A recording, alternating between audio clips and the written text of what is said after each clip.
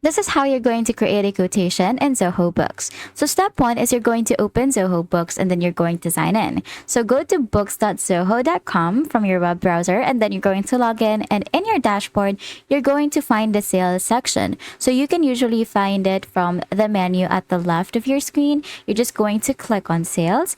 Now from the sales menu, you're going to click on estimates or quotations. You can find it right here. So I have mine set to quotes, and then from here, step 3 is you're going to click on new estimate or new quote. So let's just click on create new one, and then from here you're just going to fill out all of the details like the customer name, quote number, reference, quote date. So all of the text in red are the most important ones and are the required fields, so make sure that you do not skip those. So these are the item tables, the customer notes, and then terms and conditions as well. You can also upload a file if you want, and then after you're done filling out all of these details, when everything feels right, you're just gonna hit on save as draft if you don't want to send it to your client yet, or you can also click on save and send if you want to send it via email or share link to your client. And that's it. That is how you're going to create quotation in Zoho Books. If you found this video helpful, please don't forget to like the video and subscribe to the channel for more videos like this.